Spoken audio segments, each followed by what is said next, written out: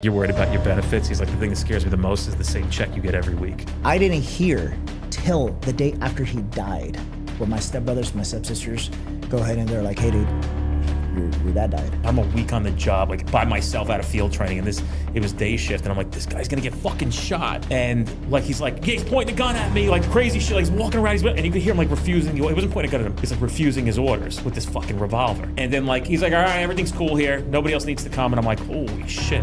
I come in later, and he's got this gun in a cigar box. I'll never forget, it's a silver, like 357 silver. And I'm like, what'd you charge the guy with? He's like, nah, nothing, we just took the gun for safekeeping, you know?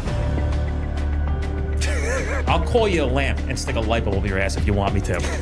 But that doesn't mean I have to believe that you're a lamp. Create a course, you create a program, and boom, you're an instant millionaire, okay? That's the secret sauce right there, guys. That is much more harder than he made it sound. Just so we're fucking clear.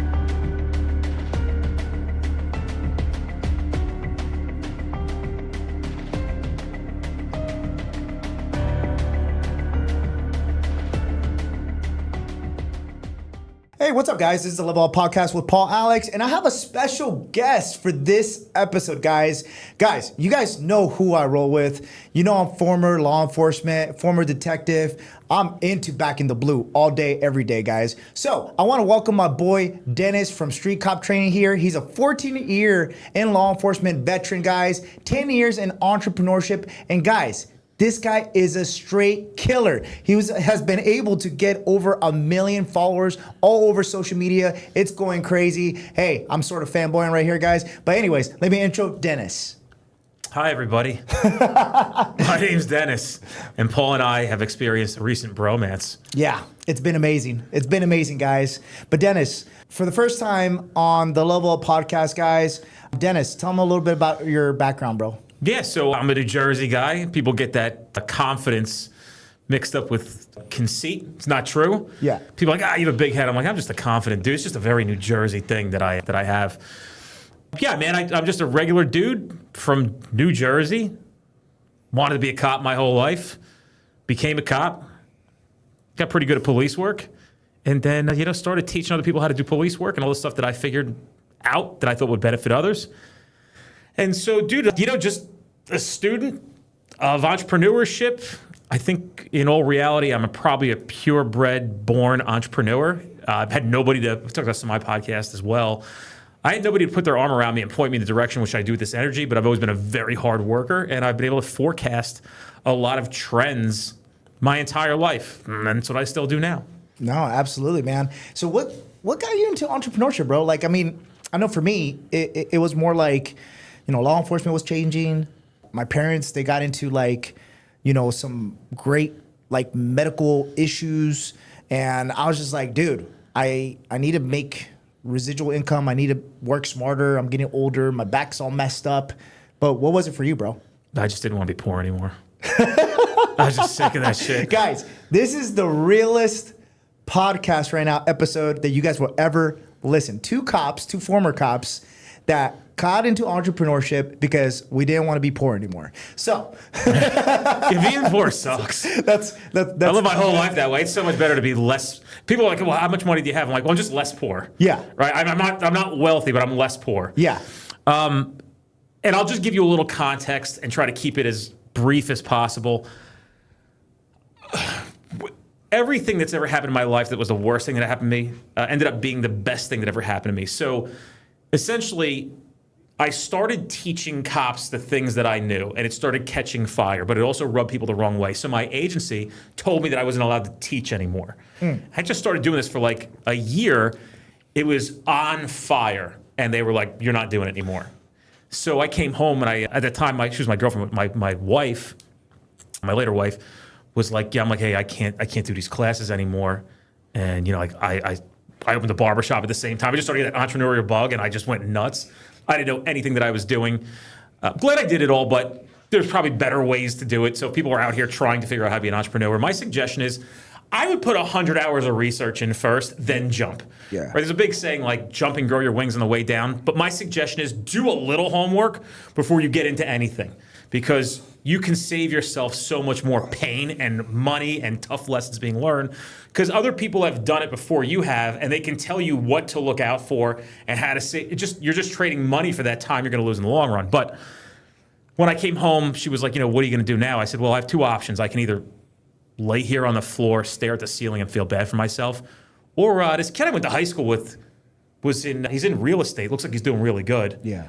And I have to say that with a lot of cringe because there's nothing that frustrates me more, maybe gives me a cringe factor, of when somebody tells me they're getting their real estate license. Yeah. I'm just like, oh, ew. Dude, down in Miami, when you hear real estate and it's usually followed by like a hot OnlyFans chick, like that's the trend now, right? Yeah. And mind you guys, I'm married, so I ain't looking, but that's just the normal here in Miami, okay? Typically, if you look at any real estate that's decent looking, they're gonna go ahead and it's gonna be followed with the link to the OnlyFans, which is crazy to me. Yeah, it's nuts, dude. But hey, respect, man. Anybody who's trying to hustle, bro, I don't hate on that shit one bit. You know what I'm saying? So I'm with it, bro. I don't hate on that. Like, if that's the hustle you're getting, you're not gonna get me. I ain't paying for no OnlyFans, bro. I bought it once for my friend because he had this crush on his girl. And actually, she was a cop in Florida and went to OnlyFans, and he loved this girl, so I bought it for him for his birthday for like $10. Oh man, you're such a good friend, bro. Yeah, I'm a good friend, bro. I love that. I'm sure his wife didn't appreciate it, but it is what it is. Hey, yeah. That dude was working with one of my really now good friends, Rob Dekansky, who is the #1 realtor in New Jersey, and he's got crazy, crazy accolades. And when I met those dudes, Rob wasn't even 30 yet, and his brother Dave he was 2 years younger than Rob, and I was about 30, probably 31, 32 at that time. And dude, I remember like seeing the things that they had. And they were from my town where I grew up, lower middle class. Yeah. This dude pulls up in a $300,000 Porsche. His brother pulls up in a Bentley GT. They're 5 and 7 years younger than me, or 3 and 5 years younger than me. And then I start like really like listening what's going on here. I'm like, yo, is this shit legal? Like, how much you guys making? I'm starting hearing all this stuff. And I just start seeing things differently and hearing things differently. And I'll tell you some of these conversations, and I'll try to make them quick. But what I did recognize was they're no different than me. Yeah. Like if these guys are getting it like that, I know I can get it like that too. And I think that's a real important realization for people to have to understand about themselves. You really got to be realistic with who you are. It doesn't mean you can't work to a max potential, but everybody's max potential is different. Right. I know I am under the theory that if you are a hard worker, you can be completely stupid and still make $300,000 a year. Absolutely. But you got to work hard. And it's simple. There's simple formulas to it. So those guys and the conversations that we were having were like, I'll never forget sitting in the office, like working on a Sunday. And Dave came in, and Dave like loved me because I was a cop. And he just was like, he's like, you gonna bring the police car here? And I'm like, yeah, dude. This guy's driving a Bentley GT. He wants to go for a ride in the police car. We just got charges at that time too, right? And so he's sitting there. He's like, yeah, I'm gonna do $73,000 this month. And I'm like, I'm sorry. What did you say? I mean, this year, right? He's like, nah, this month. Maybe it was even more than that. Bro, did you pull the whole Wolf of Wall Street? Like, hey, you show me that check, I'll fucking quit right now. Well, dude, it started getting my wheels turning. And then I was like, well, what do you do for benefits? And he's like, bro, I think it might have been more than 73. He might have been like 140 that was making that month, something like that. It was a crazy month. Yeah. It's August in real estate. It's all closings, right? Everybody's getting in before the school season starts in Jersey. And around what time was this? Like, what year? 2014. Oh, okay. Yeah. So I'm like, what do you do for benefits? He's like, bro. He's like, I gotta go to the dentist. I just pay cash. He's like, you're worried about your benefits. He's like, the thing that scares me the most is the same check you get every week. He's like, the things that you are happy about, they're the things that I fear the most. And I like, dude, that shit started sinking in with me. And I'm like, well, what do you got to do? He's like, bro, if I break my arm, what do I got to pay? $10,000? Because then I get to choose what doctor I go to. There's a kid 5 years younger than me telling me this. I mean, that's true. So what I was seeing, and by the way, they were great people. They were generous. They came from the same thing, and they actually recognized. They would tell me all the time, like, yeah, like me and Rob, we always talk about you like you're a killer, bro. We haven't seen one of you guys come along in a while. And I after a little bit, I just recognized that I probably shouldn't be working for anybody. Yeah. But let me just warn everybody about that again. Working for somebody is not a bad thing. It's not. I know people that run laundromats that make $60,000 a year, and I know people that work for people that make $500,000 a year. So which one do you want to be? This whole idea of entrepreneurship really has to be taken in context, because you might be a great number 4 or number 12 at a big agency and bring your stuff. Like, dude, I have great videographers, and I'm like, why don't you guys just freelance? Like, I don't understand the business side of it. Yeah. Right? That's a great place to be for everybody. That's how and I'm not saying that because I'm great and you're not. I am not great. I just know where my skill sets are, and I'm constantly learning how to work within those skill sets. Yeah. No, that's awesome information, man. And I always told people this: entrepreneurship is actually one of the hardest things I've ever done in my life, bro. And I used to work for the city of Oakland. I used to see consistent robberies, like the worst of the worst shit. I used to work 80 to 100 hour work weeks, bro. And people always like, bro, there's no fucking way you made $250,000 a year. I remember the first social media post I did on Instagram, and dude, it went super viral. We had like 1 million views, and majority of the comments was just haters saying, fucking cops are poor. Fuck that shit. And then you would get other cops that would chime in and be like, dude, I only make $80,000. Where do you work? Fucking liar, you scammer. I'm like, bro, you can look up how much I was getting paid back in 2018 in California, bro. Like, it's all public record. But see, here's the thing. I sacrificed my time, my fucking body, dude, my relationships, like everything to work 80 to 100 hour work weeks. Yeah. You know? I got to say, your body held together pretty nice. When I walked in here today, I was like, oh, this guy's all right. It's just a camera, bro. It's just a camera. Yeah. No, dude, but like, to go back to where you were saying, how did that make you feel? Like, somebody 5 years younger than you, fucking just getting it, dude. Making that money. Fucking driving up in that Porsche, driving up in the fucking, in the Bentley, and you're over there just fucking working your ass off. You're probably getting yelled at. They're probably talking shit to you on a daily basis because you're the police at that time, right? So, yeah, dude. I mean, when you broke down the numbers, I was going to work to be a cop for $31 an hour after everything. It took 46% taxes out of our shit. Oh my God. Because I was in New Jersey. So you're like, yo, I'm making 30. These guys are doing 80,000 a month, 90,000 a month. Sickening. I actually thought it was illegal. I'm like, what am I involved in, right? Like, I'm like, because they had like a CRM, it was scraping things. They had a website, a lead funnel, and I'm like, dude, I would ask them all the time, like, is this legal? Yeah. And they turned it up on me. And like, the one thing that I have to say is, if there's anything anybody's doing with their businesses, is when they bring people on and you find people that are really, really going to be some of these great people in your organization, spend time training them, spend money training them. But you also got to recognize if they're the right people. So they kind of just threw me at the wolves. I had no idea what I was doing. They were pumping leads to me. It was a good way to learn quickly. But dude, I was a realtor who knew nothing about real estate. Yeah.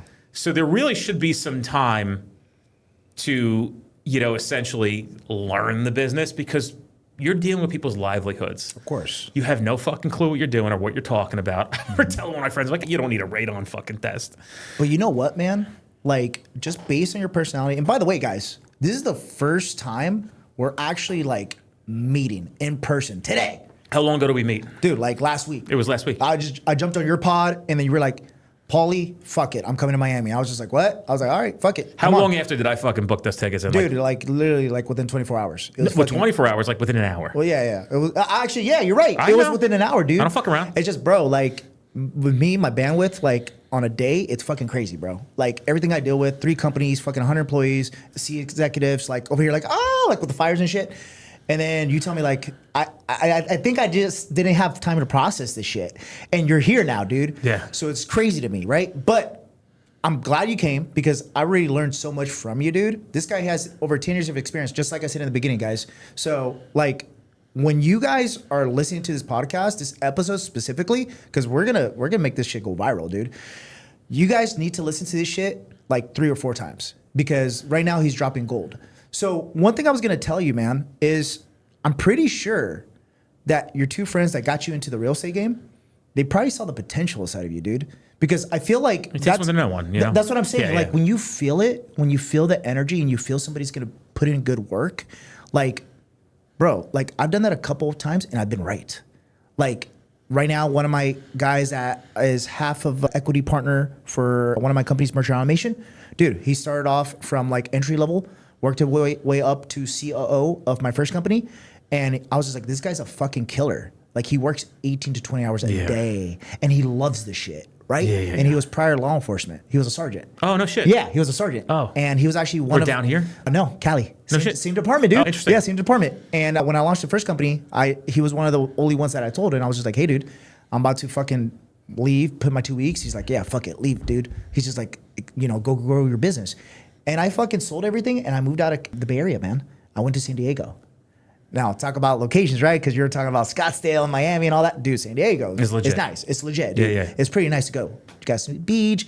People are calm there. You have a ton of entrepreneurs. It's the perfect, you could say, environment to grow a business. Except for it's sure. lived out, right? Yeah. Sorry, libs out there. I just like every time I go to California, I'm like, there's just something about it I don't like. Yeah, but I would say this. In San Diego, it's very similar to Orange County, bro. So Okay. as conservative as possible in California. You're gonna get San Diego and Orange County.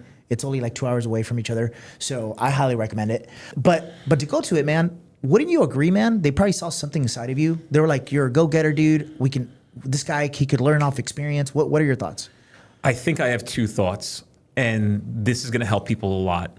One of the best skills that you can recognize, first one is who you are. Yeah. That's number one. I think the best way to measure who you are to start is what your work ethic is. So if you are a bum or don't like working, which is fine. Yeah. Like you want to go play guitar on the beach, do mushrooms, hey, God bless. Right. But you got to recognize that like that behavior doesn't translate well to this field. I think as you grow and escalate, who you become as far as in the entrepreneurship world, business owners, recognizing who people are is a massively important skill. And so when you say to me, do you recognize it in people? Yes, it's rare, but one of my jobs that I have to continue to learn to do is to recognize who people are. So when I'm piecing together people for my team, I have to see, are they a cheetah? Are they a zebra? Are they a giraffe? Yeah. Because you can't make a giraffe a zebra. I've Right. tried it. So you've got to recognize what everybody is when you see them. So if they knew some of that already, and again, they know, you could sniff the fake ones out. And I'm even saying, I'm not even that successful yet. But yes, I guess I am in some sense. That's humble shit that comes out, Of course. But, there's no reason to try to impose upon those who know what it is because we can recognize it. I think it alludes back to what you said. It doesn't take long to listen to somebody and really know if they know what they're talking about. Of course. That's it. I mean, that's my thoughts on it. So I think that everybody needs to focus on what is my max potential and even getting to that next level and then seeing if that's where you're at as your max potential. You might say, oh, I can go more than this. Yeah. I can go bigger than this. And I always tell people, everybody's just so quick to try to figure out where they're supposed to be for the rest of their lives. I had 2 kids over at my house the other day. They're 13. And they're like, I want to be this when I grow up. I want to be that when I grow up. And I'm like, who cares? What are you thinking about that now for? You're 13. That's badass. Yeah, just the truth. Who cares? I'm glad that you, that could change 20 times. Yeah. My advice for people is to stop being so hard on yourselves and just remember this saying, your next step doesn't have to be your final step. It just has to be a better step than the step before. As long as you're not going backwards. Sometimes you got to go backwards, but knowing that that's part of going forwards. So there's a saying 1 step back, 2 steps forward. Sometimes you got to take a little bit of a haircut, step back, because you believe in your conviction that the next big thing is going to require you to step back. So, dude, I was killing it in real estate. I was murdering. I was an award-winning realtor almost immediately. I had a team. We had 300 realtors in our office. They're coming to my office. How do you do this? How's this happening? I'm like, you guys aren't entrepreneurs. You understand this isn't a real estate game. The best winners in here are the business people. Yeah. This has nothing to do with selling real estate. And so I actually walked away from real estate because I believed in street cop training so much. I remember telling my wife at the time, I'm going to leave real estate. That was from Gary Vaynerchuk's advice. D, before you get into this, because I know Yeah. you're about to drop some fire, dude. Yeah. 2 to 3 tips for anyone that's listening or watching right now that are in real estate and they fucking just suck, but they're trying to get better. What would you recommend? I think a lot of people are under the impression that real estate is the pathway to having a lot of money because I see people who have money. A lot of people who are wealthy and opulent and known on social media, Grant Cardone. All these guys are real estate moguls. Ryan Serhant, all these. I never met Grant, but I met Ryan Serhant. I spent a little bit of time with him. How is he in person? I didn't spend enough time to give a good response to that. Yeah.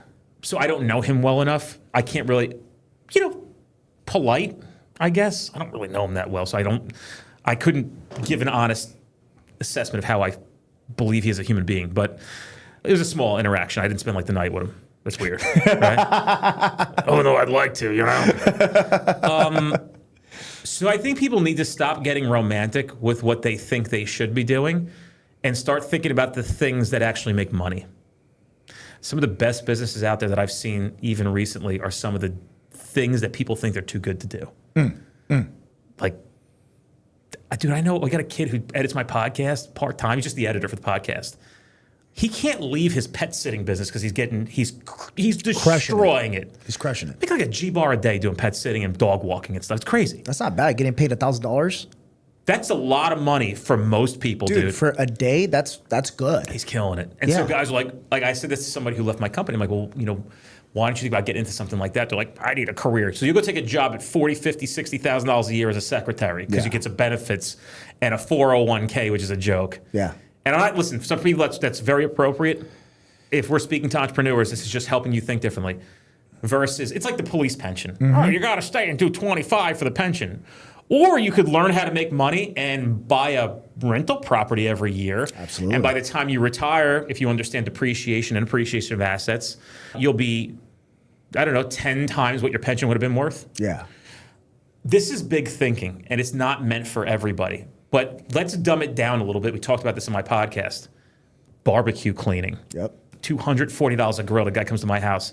He's doing 8 to 10 a day. Right? Even if you could do 5 a day, do the math on that. No overhead expense. Pickup truck. I like the garbage can cleaning thing right now. I love that, bro. To me, that's like my garbage cans stink, dude. Simple businesses. That content creator, Cody Sanchez. Dude, you know how much she makes off her newsletter right now? Because check this out. And here's the fun. Here's some game for you guys. And this is strictly from one of the masterminds I'm in. I'm not going to say who, but one of the masterminds I'm in. So the info we got. Will you tell me at dinner who the mastermind is? Yeah, I did. Oh, I appreciate it, bro. Yeah. No. You already know, dude. I've been talking back and forth. I'm joking, guys. I'm fucking with him. But no, guys. So Cody Sanchez, right now, she does a free newsletter where she goes and she explains the top simple businesses that average folks like myself can go ahead and actually do as a side hustle. Brilliant idea, right? Does she do them all? No. She does laundry mats, all that jazz, but then she's an investor, okay? So overall, she turned into a massive content creator in the past few years.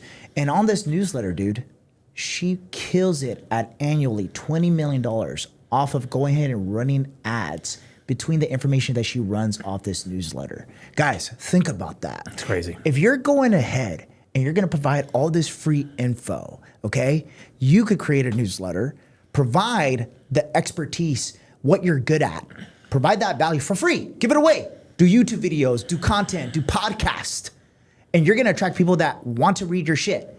Then you give it 6 months, you give it a year, and you start running ads, you create a course, you create a program, and boom, you're an instant millionaire, okay? That's the secret sauce right there, guys. That is much more harder than he made it sound, just so we're fucking clear. Because if it was that easy, everybody would just do that. So Facts. Again, I like to bring people back into their lanes, and I try to talk to people who are the majority of newer entrepreneurs, and some senior or more experienced ones get some value out of it. Yeah. I think that a good idea if you're starting out is to just do a little Googling. Top 10 businesses, but even more important, top 10 worst businesses to go into. I can tell you right now constantly in my head, this is probably worth its weight in diamonds.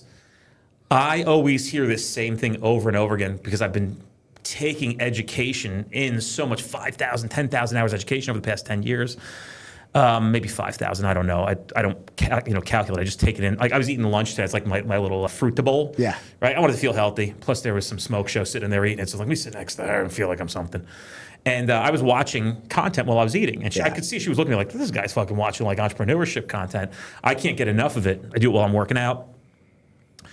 But I think even better is to recognize what businesses are bad ones to go into. And I got to tell you, in my head, I'm gonna explain this. restaurants and gyms are always the two things that most entrepreneurs bring up that they would stay away from. I'm not saying they don't succeed. You got to understand something. Why they're so bad is the overhead cost intensiveness of them. Nothing will kill your business faster than overhead expenses. So when you have food that will spoil, that you can't keep on the shelves, stuff with short shelf life. Like I know somebody that just opened a gym and I'm like, they're fucked. And I'm like trying to help this person. They don't want to listen because they like it's their thing. And I'm like, you're fucking. I can tell you right now, they're toast. Yeah. It's 6 months and out. And the worst thing is they're going to ruin they're either going to take money from their parents or their friends or their whole life savings or a loan on the house, burn it to death because one, I know that this person's not an entrepreneur. And number two, they've done no research. This is just like I'm going to rent this space and make it look this way. Like a passion project, basically. You know, they envision it. They're like, this will be cool.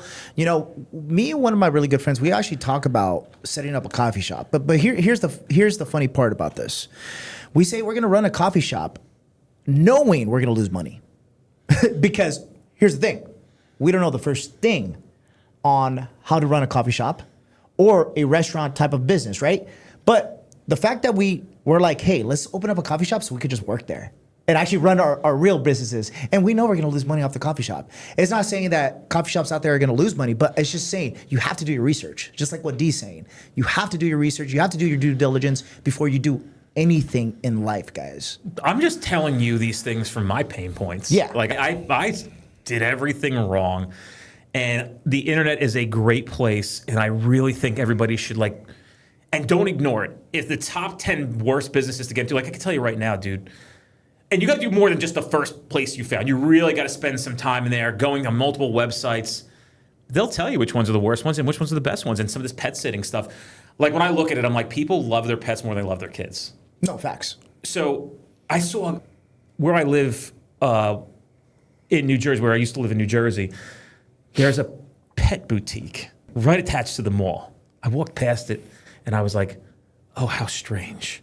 Right? Like the guy who's running the place is exactly who you think he is. Really? Think about what I'm talking about, Yeah. right? You could just see behind this, like, that's exactly who that is.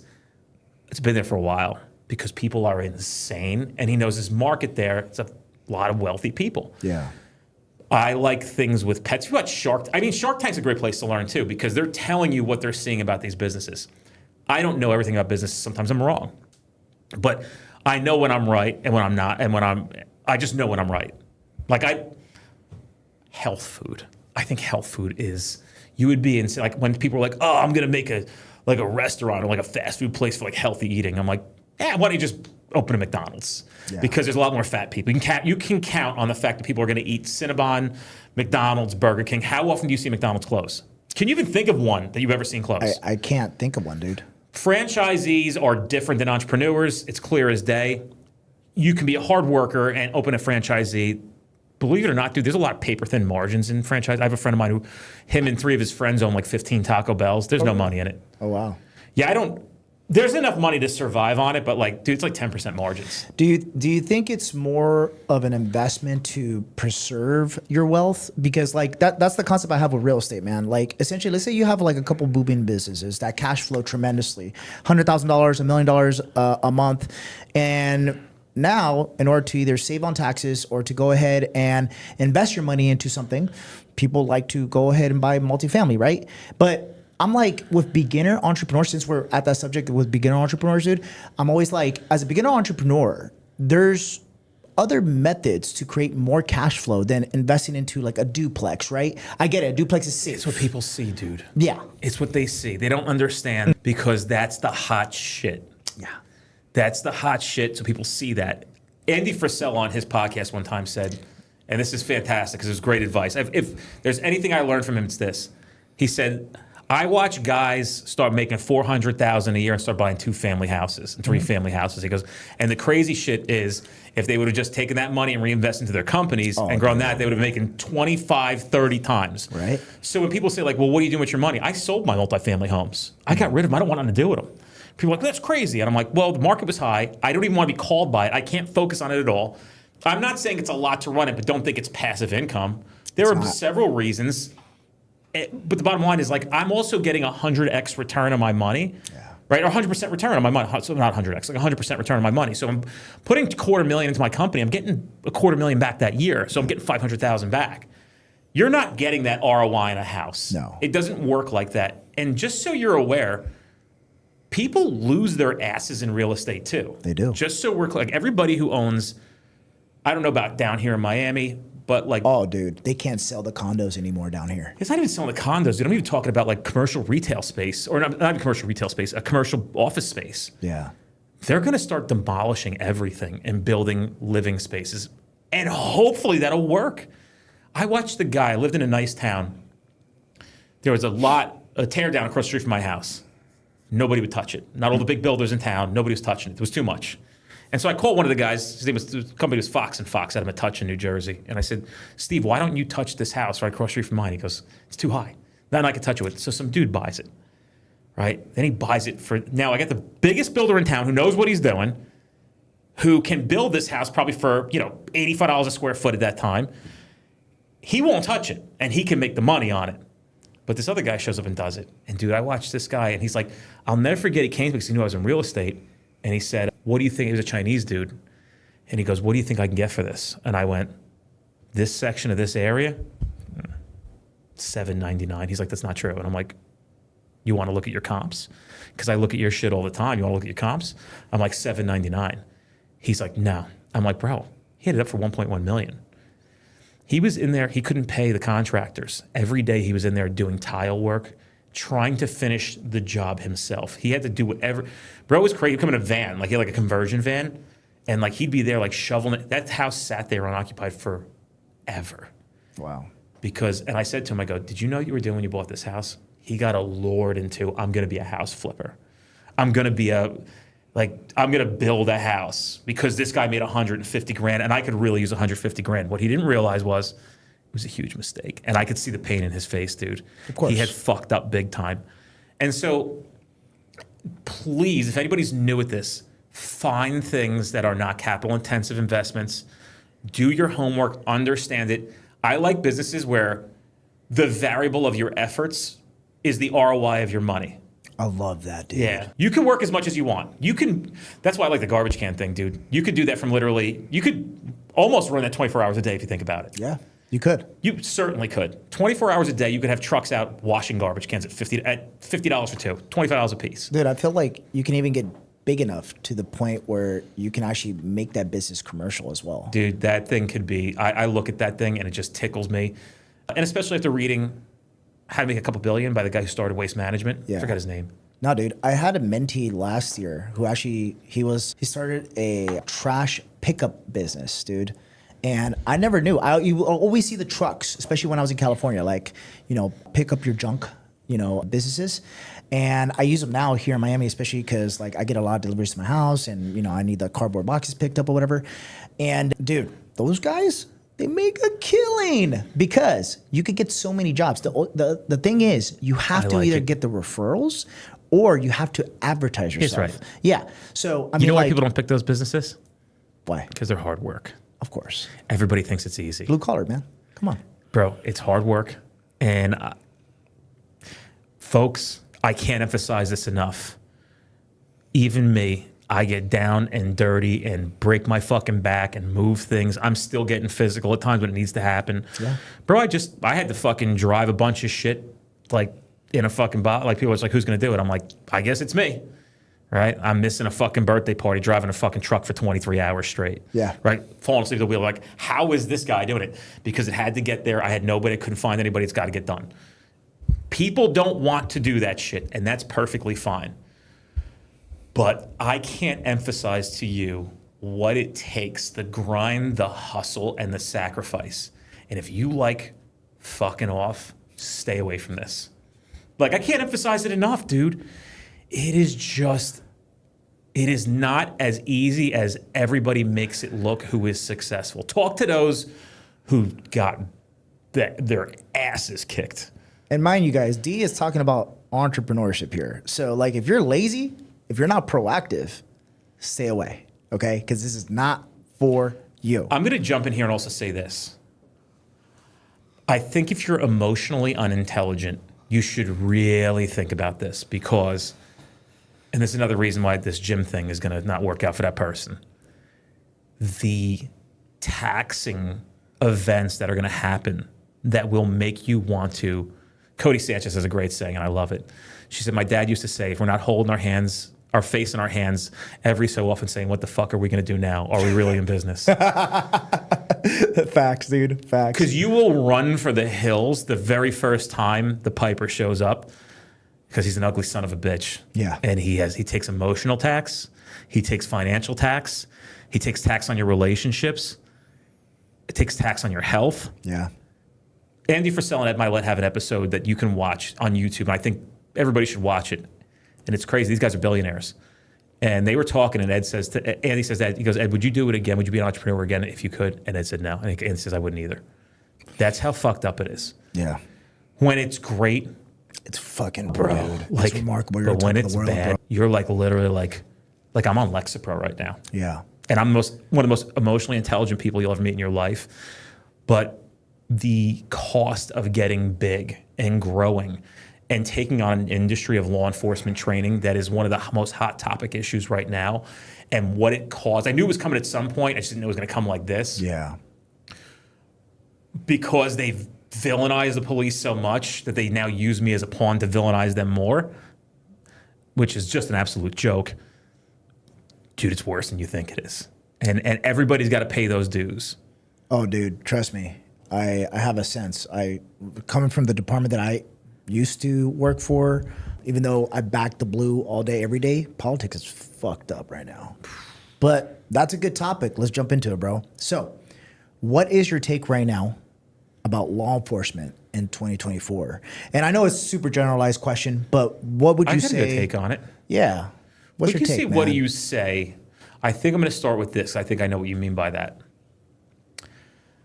I think you'd be surprised at how many places it's still good to be a cop at. And how you know which ones are good agencies and which ones are bad agencies, just to start, if it's a major metropolitan agency, stay the fuck away. You don't need to go work for a county sheriff or a state police or this or that. You just need to find a place that's good, and they're everywhere. Even in your more liberal states, they have some really fantastic agencies that are still out there running and gunning and have a full support from the community, the politicians, and their command staff. And then you have the ladder. But one great place to start is like, stay away from the NYPD, stay away from Metropolitan Police, MPD, Metropolitan Police Department, stay away from Philly, stay away from Baltimore, stay away from, LA, stay away from Minneapolis, stay away from Chicago for sure. Detroit, Cleveland, like these places to start. If you're looking to be a cop or go into law enforcement, all I have to do to at least have a fighting chance of enjoying my life is to start by not shopping at a metropolitan agency. What they do is, though, because you can get on so quickly when you're hot to trot, people are like, I'll go there to start. And you'll get stuck there and you'll be miserable and you'll be treated like shit and you might end your career there. So patience is important when you're looking for law enforcement in 2024, but there are a lot of fantastic things still being done that the media does not broadcast. And it is a profession that is so profoundly selfless that in today's environment, people are still showing up believing they can help. And so what I say is, as long as you're showing up, we're showing up. Because when I know that I have the resources you need to stay alive, save lives, and be constitutionally compliant and making sure you're upholding the law, and also learn how to develop who you are as a human being, how dare I not bring that and share that with everybody? I love that, dude. I love that. You got, damn, dude. That was badass. I'm pretty badass, dude. Yeah, that was badass. But all right, so to go back to that, man, like let's talk about and let's really reach out to the newbies right now, like the folks that are really looking to be cops in 2024, dude. Let's go deeper. Why would you tell them to stay away from those specific departments or those specific cities? What are they going to face Reality. if, let's say you have someone who is 21 right now in Chicago and they're like, dude, I want to protect my hometown. I want to protect my city. You don't get to. You don't get to choose. You don't get to protect it. they don't let you. Right? They outlawed foot pursuits in Chicago. They outlawed foot pursuits, dude. So it doesn't matter what you want to do. Sometimes you can only work with what you've got, and sometimes you have nothing. And you're going to find yourself very frustrated very quickly, which in turn is going to make you sick. And it's not my fault that I'm exposing these things. All right? It's just the truth. I'm not trying to piss people off. Tell me it's not true. Yeah. Go find the Chicago. You know, Chicago's down like 1/3 of their cops. Do you know how nuts that is? We're not talking about there's 10 guys, now there's 7. We're talking like, I don't know, there's 20,000 and now there's fucking 12,000, right? So there's 12,000 cops to protect how many people in Chicago? I don't even know, dude. I can't give the right, I don't want to mislead and missay something. No, for sure. But the fact of the matter is they're down like 30% in cops, maybe even more. Dude, that's insane. It is insane. So when you go there, you are given no resources. And to do a job like this that when mistakes happen, they can be significant ones, you have to work for an agency that understands what a mistake is. Not one that's ready to sever your head up, put it on a silver platter and serve it to the crying public. And you got to understand something, like it's a disaster of an industry. It is. And sprinkled in are some fantastic leaders, chiefs, sheriffs, captains, sergeants, lieutenants, sprinkled in all over the place. There's some real fantastic people. But, it's not hard to figure out where there's no leadership. Like the one who left Atlanta, that woman, and I think she went, I don't know where she went. I just talked to somebody from her agency or who was working for her. They're like, it's a disaster. Right. She comes in, she's literally talking about how she hates the cops and she's the fucking chief here now. That's insane. Yeah. Yeah. That's exactly right, dude. That's how insane it is. How do you work for somebody who's a cop who doesn't like cops? Yeah. What do you think they're going to do to you? Morale's down. I mean, the cops are not going to want to actually do police work. Morale's always been down, and now it's really down. But if you're patient enough to do some homework and find a place that's great, you guys can really have a fulfilling career because there's still a lot of cops out there that love what they do, and they got the support they need to go out and do it. No, that's awesome. And hey guys, I haven't been in law enforcement for the past 4 years, but I can tell you something. I still back the blue. And they're good people, dude. Yeah. They're the best people I've ever known in my life. Dude. I don't know if you can think of a better group of people. And if there are some people who are what maybe on the surface may seem like not good, I think it's just a lack of training. And we're addressing and fixing that. Facts. So let's jump into that, man. Because I remember the last 2 years in law enforcement, I was inside as an investigator working Special Victims Unit. And I remember these rookie cops, man. It almost felt like rookies were training rookies. They were failed. And I was just like, what is going on here? And that is the future of law enforcement, I feel like, as right now, especially in California. Because you got all the veteran cops saying, you know what? Fuck this. Yeah. We're not going to be working and getting crucified to do our job. This is why if you ever visit San Francisco used to be a great city. It's my hometown. I was born there, dude. The Mission District. Now you go there, it's shit everywhere. It's literally shit city. Yeah. They allow the homeless to shit in public and not get in trouble. They allow people to actually do property crimes and to raid stores. You got these mobs. Every single store in downtown San Francisco, dude, is not there anymore. Yeah, they're closing. They just closed the Denny's. I saw it yesterday. The only Denny's in San Francisco, they closed. How sad is that? Not even Denny's, bro. Well, who wins there? The suburbs. The suburbs win because you're getting all the money now moving out to the suburbs. This happened in New York City in the late 60s, early 70s. Everything was moved out of New York because of rampant, uncontrolled crime. The sad thing is the people who suffer the most are those who can't leave and are stuck there. And politicians don't give a rat's ass about you, just so we're clear. Yeah. If they, let's think about this for a second. How are we not just methodically fixing hunger issues? Facts. How do you have $80 million on how to research how dolphins have sex and crazy stuff like that, right? But you have families tonight that won't know what to do for their next meal. And we're just as guilty as all of them. Yeah. We're just as guilty as all of them. I try to really live my life in a giving fashion, but we're just as guilty as everybody else. But there's a bigger thing to why all this stuff happens, and it has nothing to do with you or I. We're almost all we're kind of like, when you're playing a role like that, you're like puppets in the master plan of what people actually want to happen. Yeah. You just don't know what it is. And it sounds like very conspiracy-ish, but no, it's true. No, it's facts, man. I mean, you're driving down real estate prices in New York, right? People are running for the hills to the suburbs. Dude, there's still 7% interest rates. There's still a frenzy in New York and New Jersey and Connecticut. Mm-hmm. You can't get your hands on a house. Dude. Can't get your hands on a house. You know, I moved to Miami here 8 months ago, bro. You bought something here? I bought something here. Yeah. So the first house that I actually put money down, I put about 50% down, bro. Damn. Check this out. Let's put 100,000 down. Bro. I'm just joking, bro. I know. But no, let me tell you this, guys. After I was about 2 weeks away from moving all my stuff down here, the seller backs out. The seller backs out and says, hey, we're going to back out. My real estate agent goes and says, hey, they want to back out. You could take them to court because they are breaking the contract. I'm like, hell yeah, we're about to take them to court. Fuck that shit. It's the principle. Mm-hmm. She goes, but here's the thing. You put quite a bit of money down. So that money's going to get tied up in court. Yeah, escrow. And they're going to draw it out for probably 2 to 3 years. Do you want to do that? So they knew that. They knew the loophole. They knew that I was going to fucking be like, fuck that shit and not fight it, dude. And that's the fucked up part about it because they probably took an all cash deal instead. And I understand that. That's what's happening here in this environment right now, dude. Think about it. It's very telling when you got major corporations like Blackstone, or is it BlackRock? Mm-hmm. Yeah, BlackRock. State Street, BlackRock. Dude, they're buying all these condo buildings. Well, that's how most of Europe is. You can only rent, you can't buy. So that's where they're like. I have friends from Europe. Going. Well, Asia, Europe. So they're like, dude, that's what they're doing here. You'll never own property again here. At some point, it'll be unattainable. They won't need to ever sell it. It's like that one saying, dude, you will own nothing and be happy. But like people need to stop getting romantic with the idea they need to own a house to be wealthy.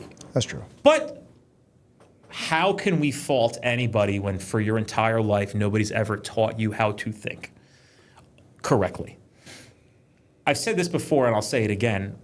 Like the minute I hear that my kids are being taught anything about economics by a teacher making $60,000 a year, I'm gonna have a fit, right? And I'm gonna tell them, don't you dare listen to a word that person says. What does a teacher who makes $60,000 a year know about business? Shit. What does your parents know? Like we had a girl who works for me. She's like, well, my parents make double mortgage payments. And I'm like, great. That's stupid, but great. And she's like, well, how's it stupid? I'm like, okay. So in some sense, it's not completely stupid, but there are better things to do. I get that they're trying to get debt free. Fantastic. But like, what's their interest rate? Is it 3.5? Can you get a 7% return on that money instead of that? Like, we're not thinking about things like this. And I still don't know enough. But yeah, man, like don't feel bad about yourself. You are the variable on how successful you want to be. And it comes down to how much time are you willing to invest. I remember hearing this thing like, it'll take you 5 years to get rich. And I'm like, I'm good. I'll take 5 right now. Yeah. Right?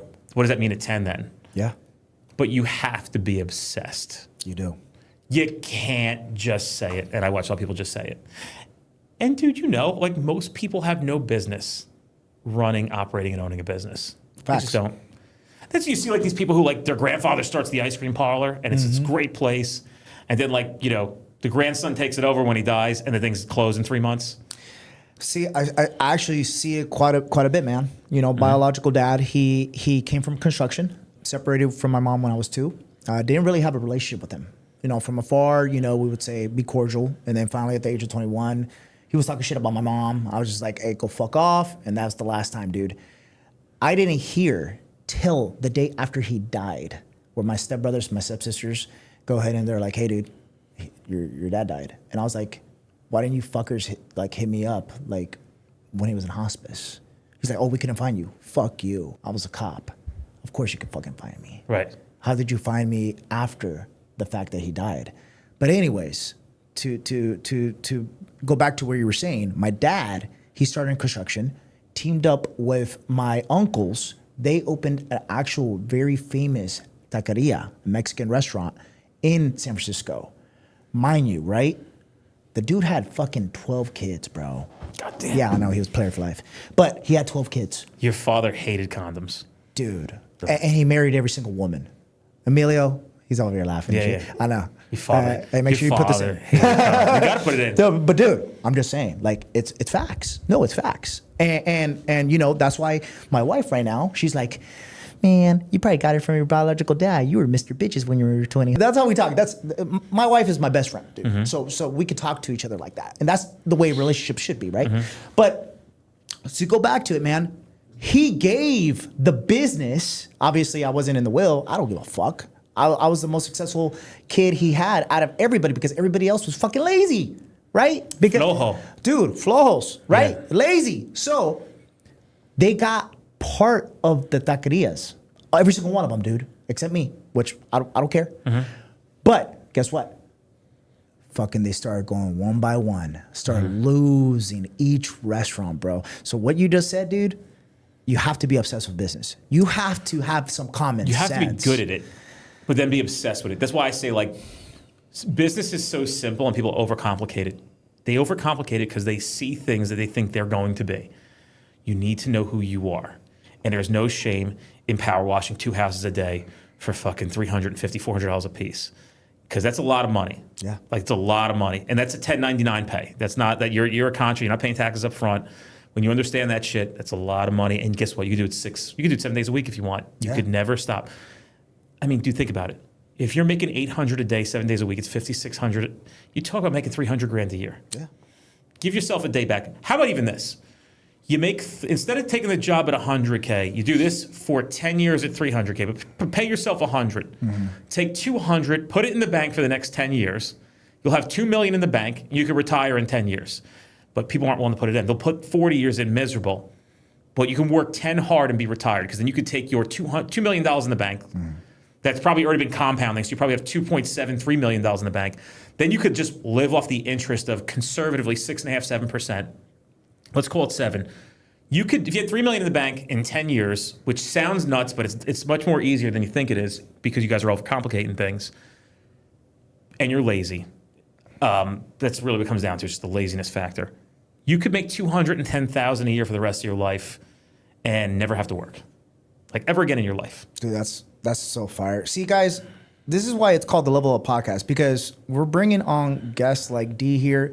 D is talking to everybody who doesn't want to work for 40 fucking years. You want to work hard for 10 years and then live off of the interest of the money that you save, guys. You could do that. Fuck yeah. And you could do that instead of buying rental properties.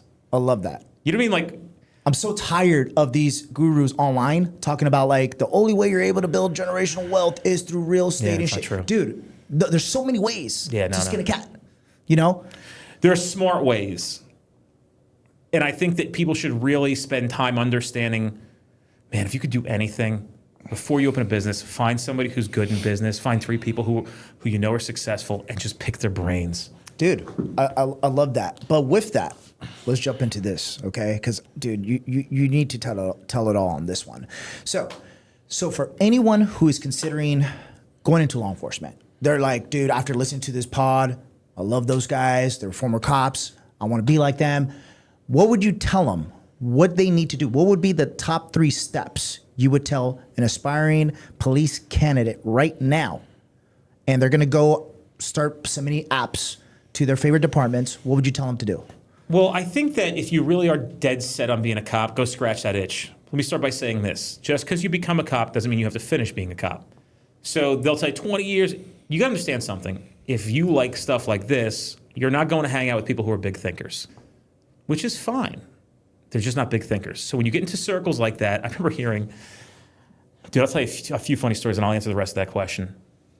When I got on my third agency, it was 2006, and then we just had the bubble crash. People, when I got there, were like, hey, make sure you contribute as much as you possibly can, 37% into your 401k, but it's not like, look at me, I'm ready, I'm gonna leave in 2 years, I got 1.1 million, and they're showing me their accounts, and I'm like, this is carry me forever, this in my pension, I'm gonna make $150,000 a year for the rest of my life, and then the market crashed. Those guys didn't get to leave. Oh my God. So them shits got cut in half, dude. So these guys had to wait till that shit rebounded because it ruined their whole, they were not in control of their plan. And I never forget another story, like my friend was getting divorced and he'd been on the job a while, probably 15 years at that point. And he's like, yeah, well, I bought her out of the house and we split whatever in the bank. And he's like, and this guy had like 15 years on the job. And he's like, so I gave her 10 grand and I kept 10 grand. I'm like, you're 15 years on the job, you're 20 grand in the bank? I was like, these motherfuckers are broke. Yeah. Like, this broke ass shit, bro. Yeah. So, and I hate to say that sounds so rude, but for real, that's like some broke ass shit. So I was like, oh, okay. So just understand that you're not going to be wealthy becoming a cop. I know that you're like making 40 now and you're like, I'm going to make 120. You will never, there's no police job in this world that and you want to talk about wealth, I have friends that own jets. That's wealthy. Yeah. You're carrying a fucking 16-person jet. You got some big time scratch. Of course. So when you think you're making 150 because your dad made 72 as a fucking plumber, I promise you, it's nothing. Yeah. It's going to be a tough existence. No question about it. Probably easier than making fucking 42, but understand that you can't be wealthy being a cop, which is fine because there's nothing more subjective in this world than what happiness is. True. Money does not equate happiness. It just does not. Facts. It's impossible. Your inner peace and your happiness and what you want to do, you don't have to prove it to anybody. Just understand you're not going to be rich. So if you're not equating you're being wealthy to being happy, accept that.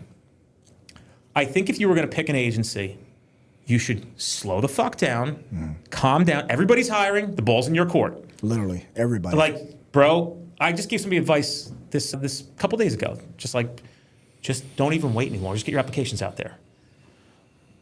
My suggestion is, if it's feasible to do so, do some homework on the agency before you go there. How do you do it? It's kind of hard. You may want to try to figure out a way to try to talk to about 5 people at that agency, and like 5 very different people, and get a feel for it. If you got one guy that's pissed off, but 4 are fucking thrilled, and also talk shit about that one guy, like, oh, your Pete's an asshole, like he'll probably tell you not to come work here. That's probably a good sign. One thing you definitely want to look for, I tell people this all the time, if you find an agency that's proactive, and not in the sense that they want you to go out and write tickets, that's not proactive. An agency that rewards its police officers for going out and interrupting crime. They want guys out there stopping cars, being visible. This is a fantastic sign of a great administration. And I don't even want to go to the details of why. You just have to trust the guy's been in the game for over 23 years. These are the best agencies to work for. They want you to go out. They want you locking people up who are bad. Not just go find anybody. And you're getting rewarded for your hard work to go out, and they want workers. That's where you want to be. And we're talking about arresting violent criminals. We're talking about the worst of the worst piece of shits out there, guys. Not somebody, over there, we're trying to arrest somebody just for smoking weed or no. Violent criminals that are actually harming other people. Think about this, dude. You're a cop. A dude's casing houses to do burglaries. Yeah. You're sharp enough to grab onto it. You have the motivation. You stop the car. You find out you're interrupted. 4 burglaries are about to occur. It takes skill to do that. It does. If you're agents, and the craziest thing is there's some agencies who don't want you doing that. Which is complete bullshit. It's wild. Yeah. It's wild. It's wild to understand if the American public actually knew how these police agencies are run. They're doing a disservice to everybody that pays taxes. They're doing a disservice to all their community members. You can remember something, dude. One of the biggest problems with public, anything in public service or public positions is no matter what kind of job you do, you're still getting paid. Where in business, if you sucked, you'd be punished significantly. Yeah. Like, dude, the restaurant at my hotel while I'm staying down here for this couple of days I'm hanging out with you, I haven't seen anybody at that restaurant yet. That's got to hurt, man. They're hurting. That's so when you're not good at running this place, you're paying dues. But if you're not good at running a fucking police department, it doesn't matter. The money's endless. It's taxpayer money. Facts. And people don't know the difference. They don't know. And the reality is, like, you should all be thankful that there's people like me, and I'm not asking you to like kiss the ring or anything like that, but me and other people who have taken initiative to not wait for things to get better because we're fixing things. So we make better things to make things better. I'm convinced, and it sounds wild, that I'm going to fix the whole fucking thing or a good portion of it. Dude, and that's great. So with that, let's go ahead and actually talk about your actual consulting program. I would like to call it your consulting empire, bro, because that's realistically what it is. Like, number one, this guy, Dennis, okay, This guy has more experience than anyone I've ever talked to, guys. And I've worked with guys that have been in law enforcement for 30 until they basically die. And just based on what I've seen online, dude, based on all the followers, dude, cops love you. Yeah, I don't think I have experience. I think I'm just unique in the sense that I was a cop, but I'm also a significant problem solver. Yes. So I wouldn't say it's experience because I don't know how to do a lot of things. But I also recognize that I can fix some things and they'll fix a lot of things. And I also recognize when something's not working. Correct. So it's amazing. People say, like, you know, would you ever be the chief of police somewhere? I'm like, well, that'd be doing disservice because I can help a lot of chiefs. Or it just goes to prove to you the system that I wasn't a supervisor, but I came out and grew essentially the largest police training company in 6 years. Because my suggestions of the things that I could fix wasn't something that somebody else suggested and egos couldn't handle it. Yeah. Funny shit, though. I always like watching these people that I knew that were supervisors that played in the fake land of like, I'm getting ahead because I'm a good test taker. Right. That means that must equal that I'm good at cop or I'm good at and I watch these people come out and like try to go into business and just get murdered because it's a fake world. This is the real world. Yep. You were only good at test taking. Correct. The real world does not record, you know, it's like, I'm a straight A student. Guess what? You don't get to ask your boss at the end of the week, will this be on the test? You know what I'm saying? Like, so my hand to God, Paul, I have never asked what my kids grade. I don't even know how they have report card. I don't even know. I don't give a fuck. I don't get, and I tell my kids all the time, none of this matters. Yeah. I mean, I'm telling 8-year-olds, none of this matters. Yeah. You don't gotta go to college. It's a joke. I'm telling other people's kids, I'm like, don't waste your time going to college. Yeah. It's a fucking waste. The college industry lost like $7 billion last year. Yep. And the specific education stuff that we're doing gained like $8 billion last year. Oh, dude, it's a huge industry. It's just a huge shift. It's not that it's this land grab because you shouldn't be teaching people if you don't know. Correct. There's another police training company, and I'm not trying to sound like a dick, and I saw they posted case law stuff. And I was just like, guys, I know everybody's, you know, like imitating me, and that's fine, and I'm honored, and I want to help you guys, but stay the fuck in your lane because you're going to get caught. Yeah. Because I know just knowing what I know about case law and what you put up, dude, don't do it. I feel like calling the guy and be like, don't do that. RD, so what got you into street cop training, bro? So street cop training, which started as NJ Criminal Interdiction, started with, I'm going to try to make this as understandable as possible. I started really becoming good at being a cop, and a lot of people would ask me, like, how do you know this stuff? How do you see this stuff? So I'm like, I should write some of this stuff down. You're like, intuition. Well, I really didn't have any training, dude. I was just picking up on trial and error. And then once I started learning case law in 2008 is when that's when I meshed those two together with procedure and your street skills and just became a wizard. So I was seeing a lot of people that I was field training becoming significantly better than anybody else that was being field trained. I think almost everybody I field trained went to a narcotics division. Badass. Yeah, no shit, dude, for real. Or specialized units almost right away, like within 2 years. I mean, if you got me as your field training officer, like you hit the lottery. You did, bro. Because awesome. I'm an easygoing guy too. I'm not like going to be a dick to you. Of course. I have my theories on it. Dude, the best way to ever train anyone is to go ahead and actually pour into mutual respect, dude, but also mutual respect. 100%. I would tell the other guys who field train, like, don't talk to him like an asshole in front of people. This is a cop. He graduated the academy. It's over. Yeah. And people are like, I don't believe that. They still got to earn. Listen, bro.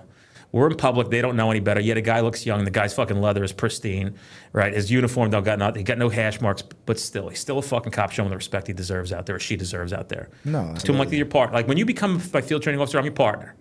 That's it. I know you need a little help. I'll help you out. I'll give you some guidance on things. We got to go through the whole thing. But you're going to learn how to do things right and what things mean. And then it started being like, I started to realize how much nobody knew what they were doing. It's horrible to say because it's not even their fault that they don't know what they're doing because nobody ever told them what to do. It's not like we're told this is the way you're supposed to do it and they're not doing it that way. It's one big guessing game and it's unfair. And it's so dangerous to not train people appropriately in a profession that could take your life at any second. I always tell people this class, I'm like, isn't it just a little fucking more disturbing when a kid loses his life like 2 weeks on the job? Because the bad guy doesn't give a fuck that you're a rookie, wants to kill a cop. And you've been given nothing what a wasted period of time of going to an academy to get nothing that could have, and have all this opportunity that could have saved your life, but you got literally nothing to go and take and use in your profession. It's fucking terrible, dude. And so I'm not trying to criticize these police academies. This is almost like a plea. And I know that you may not know how to fix this. That's why we're here, but it's a plea to recognize, put your ego to the side and say, my ego's not as important as other people's lives, because you're so romantic with the way that things have been done that you think it's got to be done this way. It all needs to be rethought. I'm even one of those people who's like, I don't think you need military bearing at all. And I'm the fucking street cop guy. I think it's absolutely absurd, to be honest with you, that there's drill instruction in police academies. That makes a lot of people, it takes a lot of bravery to say something like that, because that frustrates a lot of people. You know what? I'm going to back you up, bro. I got your 6. No, I 110% agree with you. The reason why? I still remember being in police academy, like it was just freaking last week. It's crazy. I can't even imagine. It's been almost 10 years now. But I still remember being in police academy. The lieutenant at that time walks into the class and goes, you know who makes the best police officers? Are people that actually had customer service jobs. People that can actually communicate and have soft skills. Who here's a salesman? I just did 6 years in corporate America for this company called Ecolab. Got promoted multiple times. I have Ecolab stuff in my garage. Dude. I clean my grill with it. Yeah, exactly, right? Yeah. And raised my hand. He's like, what'd you do? I was in sales my entire life. Guys, I can almost guarantee you, this kid right here, Espinoza, right? You're probably going to be an all-star. You're probably being a specialized unit within a couple of years. Dude, within literally a year and a half, I got voluntold to go into investigations. Yeah. And it's because verbal judo. You go ahead and you know how to articulate yourself. You know how to actually calm the situation. You know how to talk to people into handcuffs. You know? And a lot of people don't know how to do that. You want to hear this, the most secret ingredient of being a fucking great cop. Yeah. Say it all, dude, because we're literally going to have hundreds, thousands of cops. This is the secret ingredient, dude, that nobody tells you. And it's a 2-part ingredient, because I don't know which one counts for which. I'm going to start with the one I think it is. Empathy. That is the secret ingredient. Yep. And then followed by empathy, I think you got to toss in a little compassion. Yes. And so if you can see yourself in their shoes, you will know how to talk to them. Dude. So, it's gold. Yeah. So think about it. If you can see yourself in their shoes. Well, no, that makes total sense. Yeah. Man. Because I remember. I make a lot of sense. I remember when I was working with these juveniles, okay? And guys, in Oakland, okay, the people that are robbing you, more than likely, they're anywhere between the age of 8 to 15. God, I'm not joking. Yeah, it's actually pretty sad, okay? But I understand them. And what do I mean by that? I understand them because when you actually talk to these kids, you sit them down, you're a good person, you have a good soul, and you buy them, let's say, like a burger or something, dude, and you just sit with them. You're just like, hey, dude, what's going on? Like, why are you doing this? You're only 10. And then they explain to you saying that they don't have their parents at home. They barely got a mattress, and the grandma's seeing them, but the grandma's like 80 years old, 90 years old. Grandma can't even walk out of her bedroom. What do you think is going to happen? What do you think is going to happen when there's no home training? There's no one mentoring the kid. The parents are not there. I mean, at the end of the day, I really felt for the kids. How about this one? How dare you judge somebody else? Yeah. When you don't want to be judged ever for the things that you've done? Or how dare you judge somebody for circumstances that they were not asked if they wanted, but they were given? 100%. Who are you to judge somebody?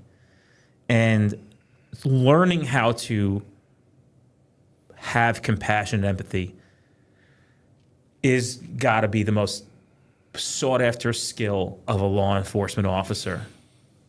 And they're rare, dude. I have a saying, I put it up, I have all these great things that go viral, but because it comes from, this place that I think about this stuff, that's all I do, I think. Do you listen to music while you drive? Of course. I don't. Really? I'm in my head constantly.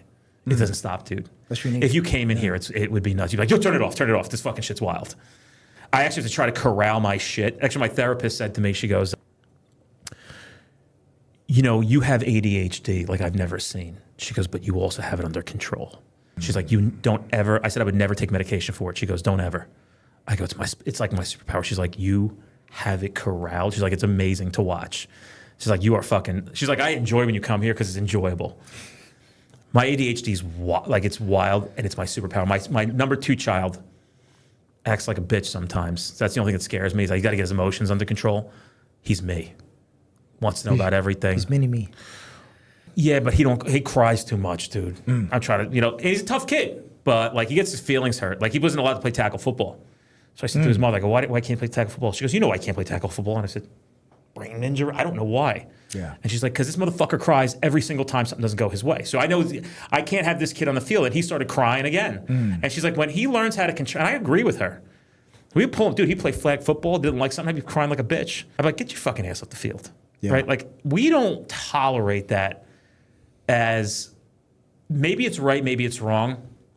But my children are, and I don't want to, this is the ADD going off on tears. It's all right. I don't want to give my kids the impression that crying over stupid shit is allowed, but I also don't want them to know that crying over things that you should cry over is completely welcomed.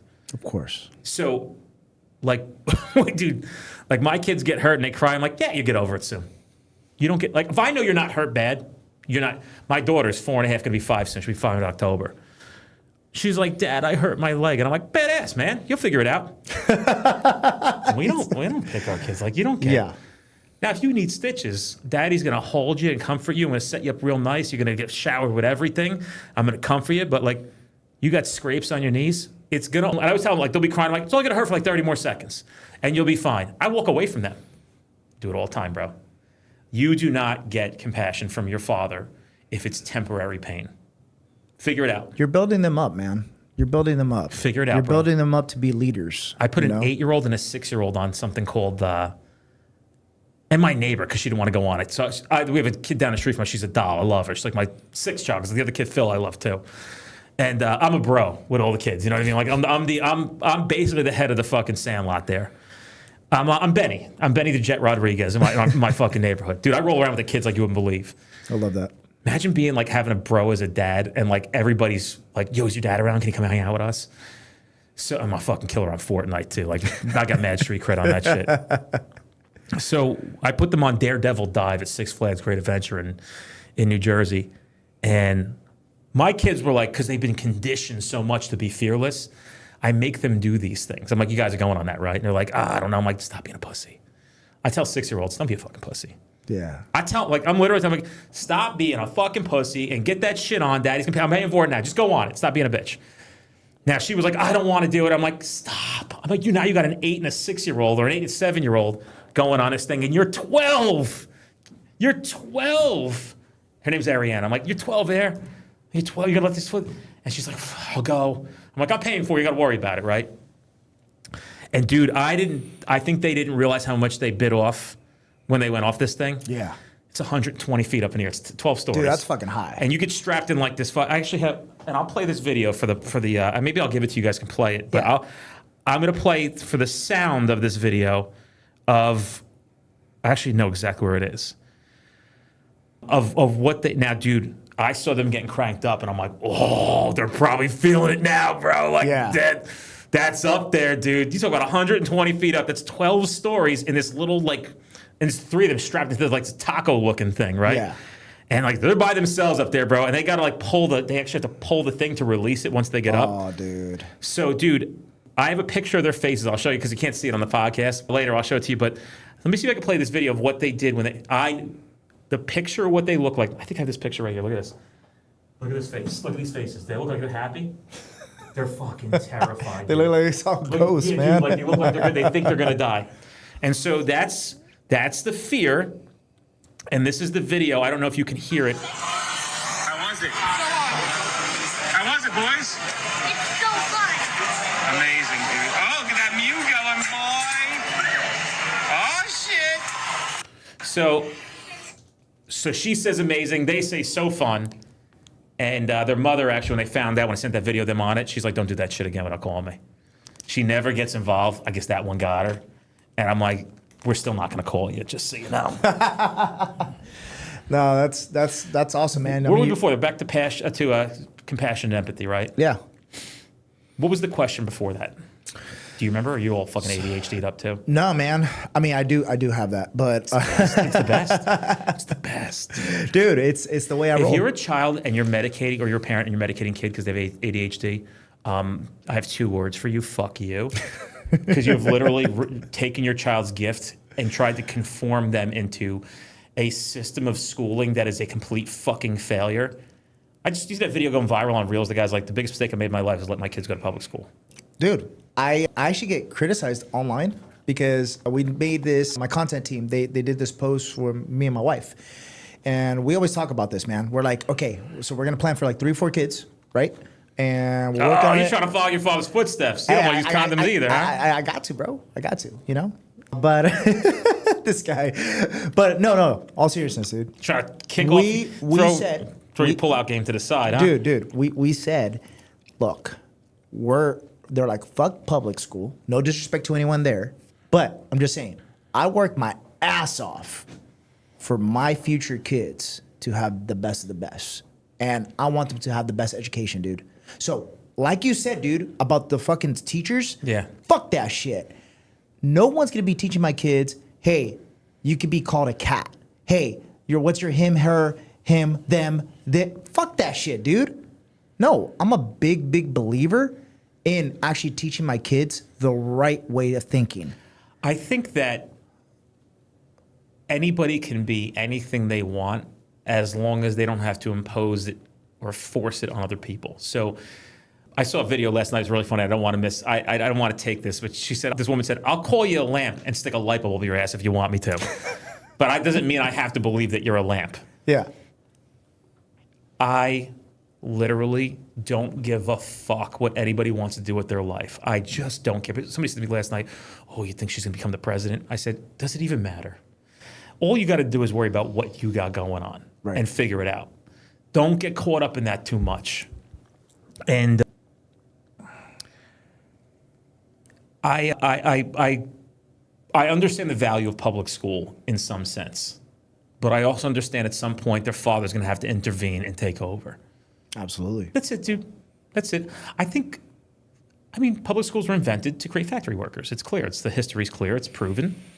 And that's what it's made for. They didn't have enough people to work in the factories. Bro, when I found that out, like if you guys look at the history of public schools and what it was meant for to create factory workers, bank loans, school loans. They're all connected, guys.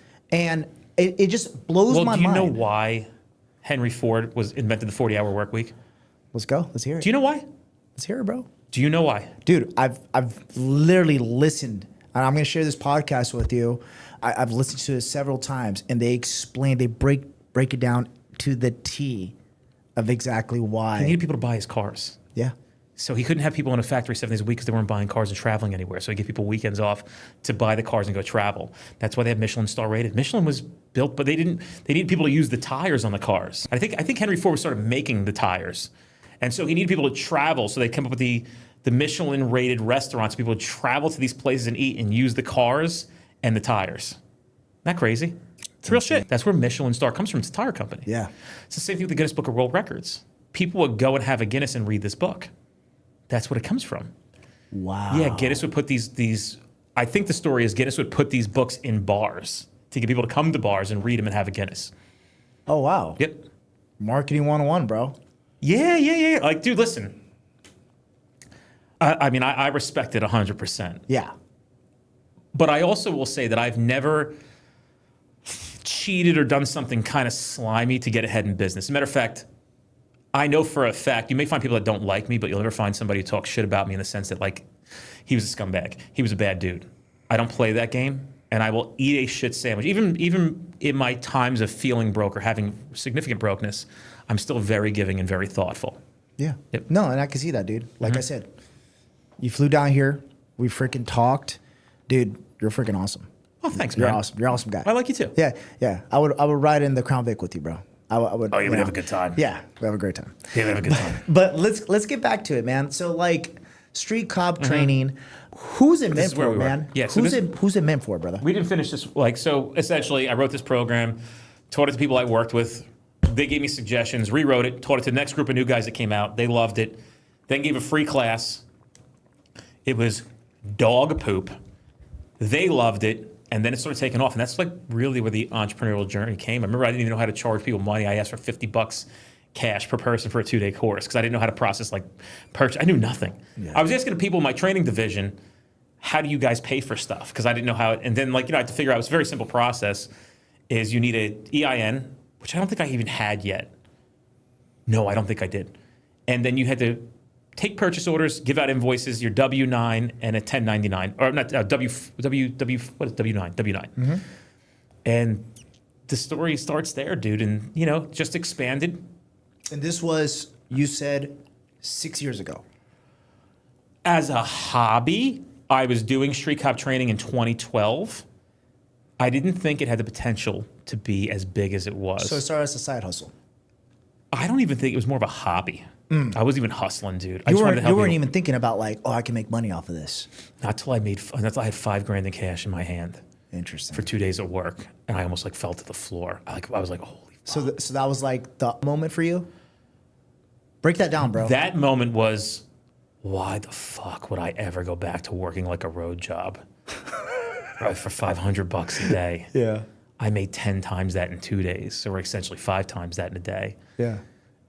And I thought to myself, I'll just do more of these. Next one I put on the board, 3 people signed up for it. I went from 92 to 3 in my next one. So I had classes like 11 people, 14 people.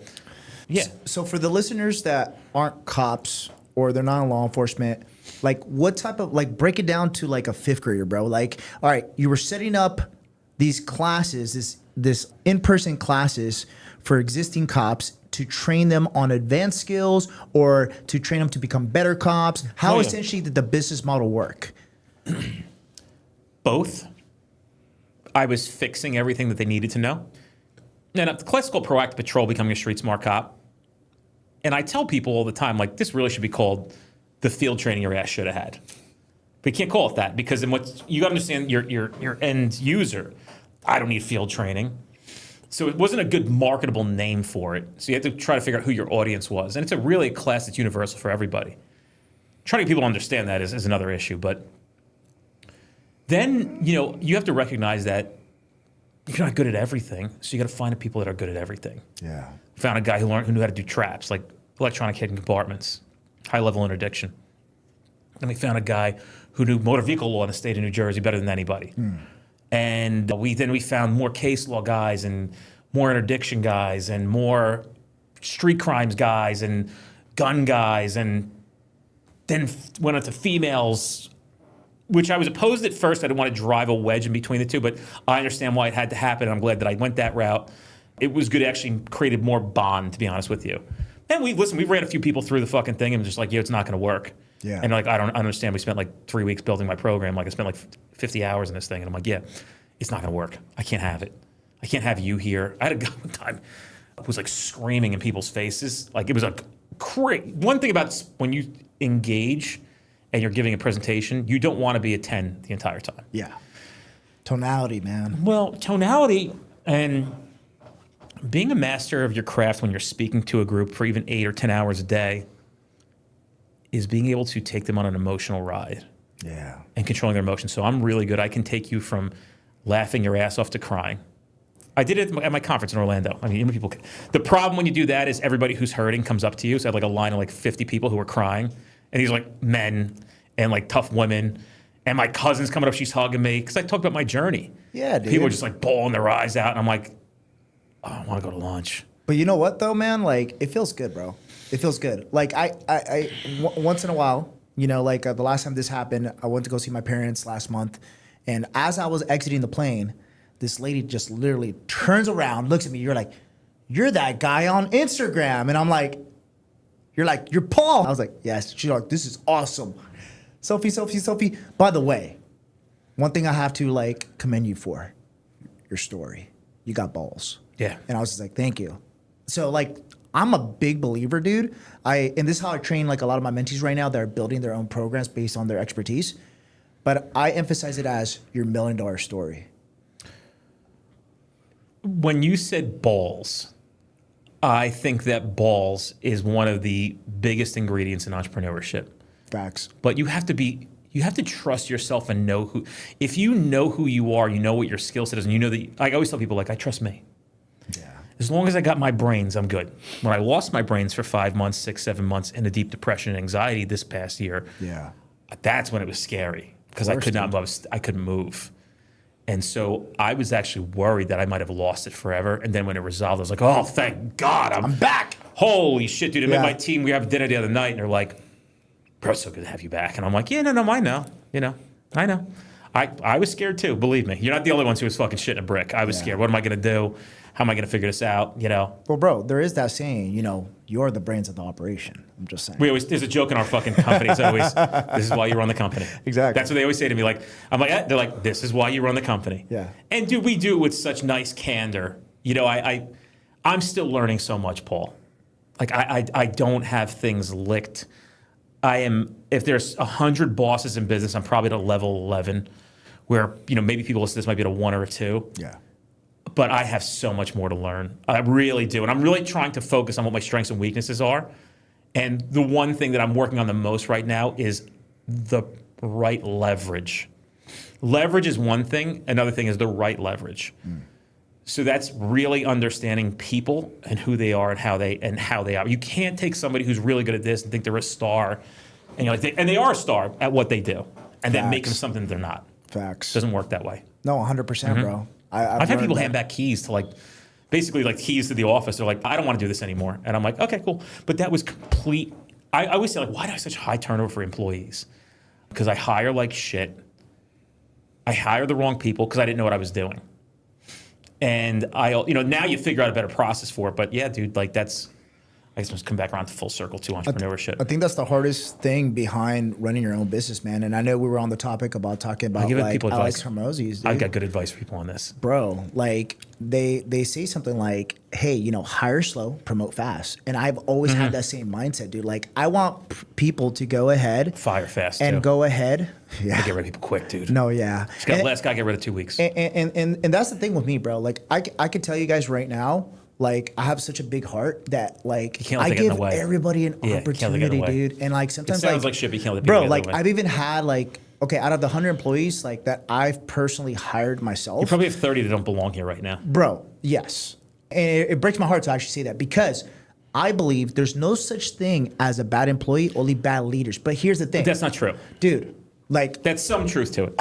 There's some truth to it, but then also when you're growing, you're still learning. Like you just said, you don't know everything, and I love the fact that you're so transparent like that because I say the exact same thing. I'm still growing, dude. I think we always are. We shared goals and shit. And you were like, hey, dude, what's your next goal? And I'm like, dude, I'm trying to hit 9 figures, and I want to do that within 5 years. But if I could do that fucking within a year, fuck yeah, I'll do that, And right now, I got one of my mentors, Andy Elliott, dude. The dude's killing it. He's making 163 mil a year, it's bro. Nuts, yeah. But here's the thing, dude, and you got to come with me to one of these events. I'm gonna. Bro, Scottsdale, Arizona, one of your favorite places. Oh, yeah. Bro. When is it? I think it's sometime in October. I'm in. Yeah. But, dude, check this out. Do I pay for it? No. Okay. I'm part of his brotherhood, so we'll you have to bring somebody? Yeah. I can bring somebody. Yeah. So you could sell him on this. Be like, yo, let me bring this dude. He might sign up for your shit. Just tell him that. Hey, bro, if I tell him I was just like, hey, I got a good candidate for you guys, dude. You'll love it. You're gonna be like, Paul, these are my people. Listen, they're awesome. I'm gonna say this real quick. If you fuck me over and don't get me excited like this, I may not be your friend anymore. But I'll still take the dick pics you send me. I got you, bro. I appreciate it. But no, dude. So check this out. You got Emilio cracking up, bro. Emilio, you know I've never seen this guy smile so much. And if you guys don't know who Emilio is, he is part of our team right here, doing the audio, doing this kick-ass edits. If you guys are watching this right now, but Emilio, Nine of the Roxbury, guys. I know I'm aging myself. All right, so back to it, dude. So Andy Elliott, the reason why this man is killing it, 9 figures a year, bro, right? Which is the dream, is because his team. But if you look at it, all his teams, as soon as you walk in, dude, they're like mini hymns. They're like, what's up, Paul? How's it going, bro? Come on. The energy is just there. Mm-hmm. And then the event I went to last month with Patrick Bet-David, dude, which was fucking awesome. Yeah, it's cool. It's down here? No, it was in Scottsdale. Because he lives in Fort Lauderdale. Bro, I know, but he went to Scottsdale for Andy Elliott's event. That's badass. Dude, it was fucking badass. He's a good dude, man. I like him. Oh, dude, just choose your how he is. wisely. He's a family guy. I was sitting next to his 2 sons. And bro, check this out. The guy, he's doing this major presentation in front of 500 people. And then in the middle of the presentation, in the corner of his eye, he goes to his son, Billy, sit up. You know better than that. All right, guys. So back to business. But I was just like, what a G, dude. Yeah, he's a G. Like, I was just like, dude, if I had my little sons like that, little suits, I was like, fuck yeah. Like, that's how you're a dad. Let me just say this real quick, because I know you don't have kids yet. My friend Phil Castro, what up, buddy? Runs camp. Something interesting happened. I saw that he just had his first kid, and he wrote on the kid's ones, he says future CEO, which I think is cute. But you have to understand something, dude. I got 4 kids who have 4 different personalities. And so they're like, I know that the likelihood of one of these kids being a CEO or being an entrepreneur may not be existent at all. I will give them everything they need, but don't impose your vision on your kids of what they're supposed to be. I'll be honest with you. I don't care if my kid wants to be a fucking dog groomer. Yeah. I'm just raising good human beings. Yeah. And I watch that, dude. You know how I watch that? When I hear other parents say, you know, my daughter was getting picked on and your son Sal stands up for her. That's badass. And that's all I need to hear, bro. That's Yeah. how I know I have good fucking kids. Yeah. And I watch my kids who are compassionate, they're good with other kids. You know, they have moments, but like, let's just focus on raising these kids to be great people. And when they have questions, give them the best direction we possibly can. Dude, great people do great things.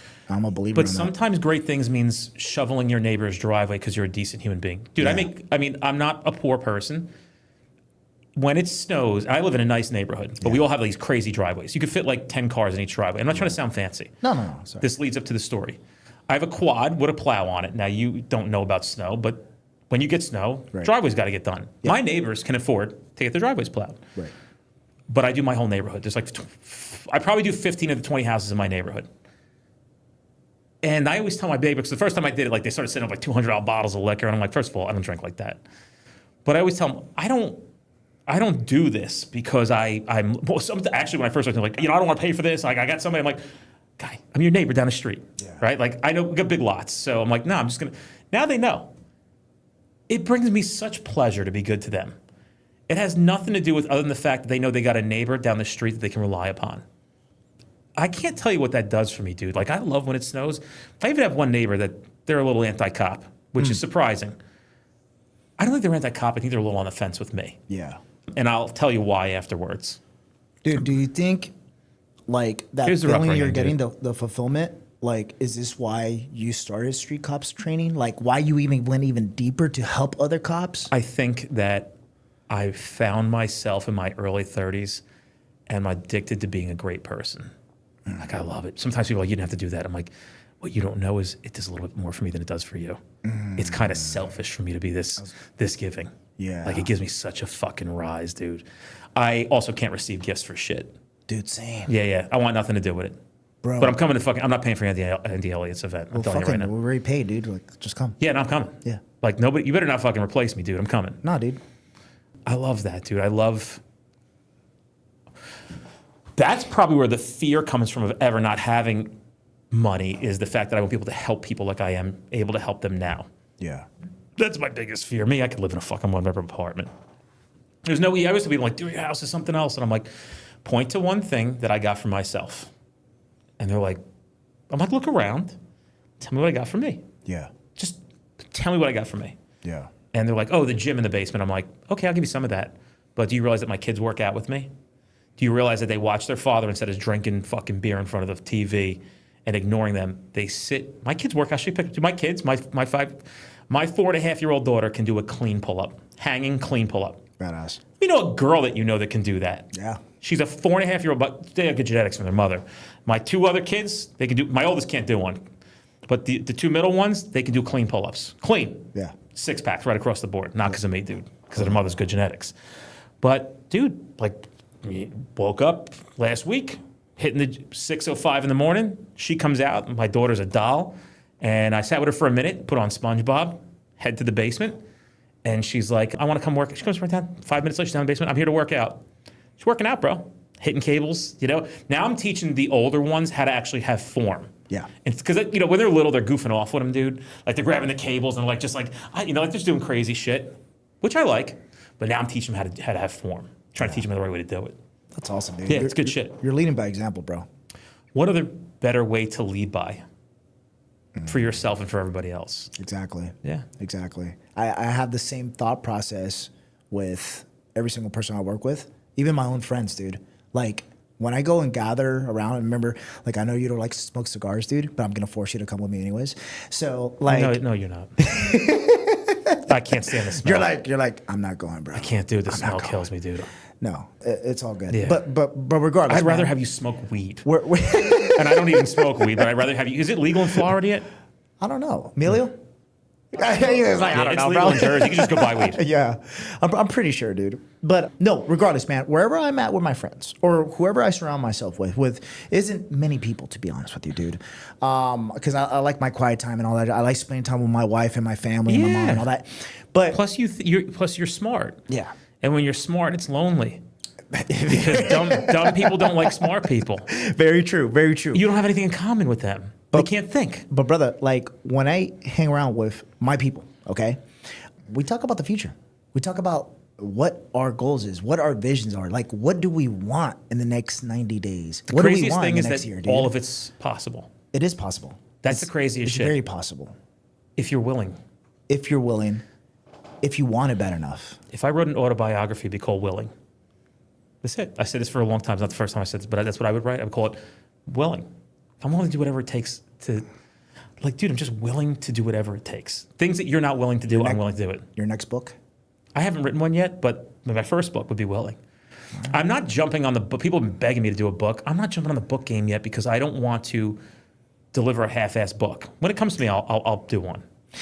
You know, I've told my stories so much online, dude, that people consist. Hey, do you have a book out yet? I was like, fuck it, I'm just gonna do it, dude. When I was in San Diego, what was it, like a year and a half ago? I just said, fuck it, I'm gonna do it, and I did it, dude. It was the best thing ever, and the reason why is because everybody that reads that book, dude, like I don't even think I'm a great storyteller yet. I will get there, but people are like, dude, this book's changed my life. It's awesome. And that's a great feeling, dude, because it's just my life. That's it. And I'm able to articulate it because of law enforcement, dude. I used to hate reading. I used to hate writing. But once I, 7 years of fucking just writing, and I'm pretty sure your skills are fucking phenomenal, dude, because you had way more time than I did, almost double the time. Yeah, but it doesn't. Bro, I know guys who are 2 years on the job that are 20 times the cops of guys who are 25 years on the job. That's true. That's true. I mean, I have guys walking in who had 23 years on the job ask me what Suboxones were. I'm like, literally, bro, I'll tell you real quick funny cop story. This guy, he's still alive, I think, shockingly. I had a fucking pop, and I probably had like 500 Suboxone strip packs. Like, I got to lay, I worked the night, I worked afternoons, so it's a big job. Day shift's gonna come in, I gotta brag a little bit, so I'm just I laid him out right across the fucking, like the report room. I laid it out. So this guy walks in, he goes, hey Den, what are those? And I said, there's Suboxone strips, and I don't want to say his name. And he goes, oh yeah? He goes, what are those used for? I go, well, they're designed to get people to wean off of heroin addiction, but they're just abused. I mean, they're just sold, da-da-da. This person, I call him, they're not supposed to have them, da-da-da. He goes, no kidding. You know what's crazy? Yesterday, I brought a guy to the county. He had about 20 of those in his possession. I didn't even know they were drugs. Oh, brings and puts them in his property. God. So the county took them and threw them out. They never did us wrong. Never charged the guy. Just didn't even know what they were. 20-something years on the job. Well, there you go. I mean, some people are performers, other people are slugs. I remember that guy had a job when I was new. I was a domestic. Guy comes out. He's got he was calling over there. He's like, yeah, he's got a gun. And I'm like, oh my God, I'm a week on the job, like by myself out of field training. And it was day shift. And I'm like, this guy's going to get fucking shot. And like, he's like, yeah, he's pointing a gun at me, like crazy shit. Like he's walking around. And you could hear him like refusing. He wasn't pointing a gun at him, but he's like refusing his orders with this fucking revolver. And then like, he's like, all right, everything's cool here. Nobody else needs to come. And I'm like, holy shit. Okay. I come in later. Wait, this is great. I come in later. And he's got this gun in a cigar box. I'll never forget. It's a silver, like 357 silver. And I'm like, what'd you charge the guy with? He's like, nah, nothing. We just took the gun for safekeeping, You're like, what? Are you kidding me? Like, what do you mean? Like the guy, I heard you on the radio. He's refusing your orders. He's like, I got him at gunpoint, da-da-da. And like, they just took the gun for safekeeping. You don't want to do the paperwork. Crazy, right? Guys, and this is full transparency here. From DNI, okay? There are people that do not need to be the police, okay? So I'm with some of you guys. He was a good dude. Let me just say, he was a good guy. Yeah, but that still, maybe he didn't know how to do the job. Do your job right. And that's what irks me, dude. Like, even in entrepreneurship, it's just like, if you're gonna do it, go all in, okay? Do the work, and then get your stripes. Can I give everybody some advice? This is how easy it is to be good at business. Just don't suck and give a shit, and you'll win. I mean, it's just so friggin' easy. It's so crazy how many people just don't care. And like, you just can't, like, you know how many times I've called somebody like there's a contract, I'm like, hey, yeah, I need to do this at my house. I just never hear from them again. How about my pool company? My pool company fucked my pool up. It's an expensive pool. I didn't know what I was doing. And so I said to the guy, you know what's crazy? I got to sit here and complain to you fucks nonstop. Do you know what that's costing you? Or what it's going to cost you? And instead of just hiring some foreman to come out to check in once a week to see how things are, and you're just ignoring my fucking complaints. You do it with my neighbor. You do it with my friend. Crazy shit. I know another guy's getting a pool at the same time. My friend Justin, fucking 8 towns away, he's getting from this company. He's like, are you having problems? I'm like, these fucking guys are assholes. And I said, I know so many people that you're now going to, when people say to me, who should I use? I'm going to say, don't use them. Of course. You think that it's short term. I can promise you, Paul, at this point, I've at least told 15 to 20 people, do not use them. Yeah. How much money did that translate to you losing? Let's call $5,000 a pool you make. There's not a lot of money in pools. It's money in other things in pools, but not the actual installation of pools. So you lost $100,000 because you don't want to pay somebody $50 to come out into the field and just be a fucking. You lost $100,000 in revenue. Because exactly. I'm not the type of guy that's going to go on and give you a bad Google review. I don't do that to people. I only give good ones. I never go to a restaurant and put like a 1-star. I think it's bullshit. I think it's fair. That's actually the opposite, dude. That's the opposite that I see all the time. Typically, people don't want to give positive reviews. I always give good reviews. Unless you ask for them, but they're quick to give negative reviews. I don't think it's fair to give anybody a negative review, especially in restaurants when it has to do with the food. Correct. Or the service or the one bad time. And if you're a business owner and you get bad reviews, please reply to them and explain. Yeah, just reply to them on the Google, because you can't get it removed by Google. So just reply to them. That gives people reassurance that you're there and you give a fuck and explain your side of the story. That's another nugget for folks. Yeah, always reply. Don't ignore them. Transparency is always good. But man. dude, you get enough fucking 3-star reviews, your business is over. Yeah. You're toast, dude. No, 100%. That's bad. And especially with the online space right now, dude, that's huge. I mean, dude, Reviews, social I'm proof. here. First thing I Google when I get here, Yeah. food near me. Yeah. You think I'm going anywhere that's a 3.9 star here in this area? No. Especially when you have another 4.5 stars. Pretty 4.5 4.5 and up is yeah, here. Exactly. But you gotta know where you are when you fucking look into this stuff too. Because a 4.5 in like, I don't know, dude, a place that sucks for food. Yeah. But if you get like a 4.5 plus in Jersey where the food is, you just no comparison, dude. Yeah. No offense. I'm not trying to sound like we have a lot of shitty You're stuff, fine, but bro. you can't like nobody can fuck with the Jersey food. Yeah. You just can't. Yeah. I don't care about fucking. Bro, I've been in Miami before. You can't fuck with the Jersey food. Yeah. Like we go to a steakhouse tonight, I'll tell you. Yeah. No, I'm like I'm down, right? But like I'll tell you, like, cause I'll bring you to get a steak that'll fucking blow your brains out. Okay. Like steak, when you just like I didn't know steak could taste like this. I'm gonna hold that to you. Okay, fucking just you want to go home, don't you? yeah. We got dinner reservations, bro. We do. We're we gonna do. fucking. So to wrap this up, brother. Okay. To wrap this up, where can people find you? Oh yeah. And then also, I had a good time, dude. Any last words of motivation, bro, for the people listening to this, whether they want to be a cop, whether they want to go ahead and entrepreneurship. I got it. Before you can find me, before I forget this, I'll tell you where you can find me. The variable of how your life turns out is completely in your control, outside of terminal illness. And I would even argue that you have some control over that as well. I don't have experience with it, and if you have terminal illness, I didn't mean that to be offensive. Just think about what I'm saying there. You are the variable of how you want your life to turn out. And every time you know that you should be doing something other than this and vice versa, just recognize when 5 years or 10 or 15 or 20 at the end of your life that you're going to have to say to yourself, I wish I would have had more discipline and I don't mean discipline in the sense that you need to eat whey protein for breakfast. I'm talking about discipline in the sense that you can say to a toxic girlfriend or boyfriend, this is never going to work. Yeah. That's a big discipline. Just that one alone, this is never going to work. Think about the divorce rate at 58% right now and how it wouldn't be that way if you had enough discipline to tell somebody, I don't think you're the person I'm going to marry, but people are afraid to say that. But if you have enough discipline to say that, you will have a successful marriage and one that you could never imagine in your life. But people don't have the discipline because they're scared. you should follow your fears like a compass. Fear should be your North Star. It tells you exactly where you're supposed to go. So if you're scared of that place, go there. I have tons of fears, but I never let fear dictate my decisions. I just don't. I don't, dude. Like 10 years ago, you'd been like, would you jump out of a plane again? I'd be like, no. Now, of course.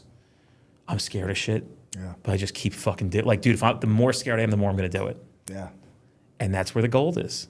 People can't control that. They can't handle. They can't. And maybe it's not your fault. Maybe you have that anxiety, but you can be whoever you'd like to be. And I think there's nothing better than becoming the best version of you, whatever that looks like. And stop drinking soda. That's probably a good fucking start. I think everyone should just drink water a lot. But you can find me at streetcop.com, the Street Cop Podcast, Spotify, anything Street Cop Training put in, Instagram, Facebook. If you're a cop, we have a private Facebook group for police officers on Facebook.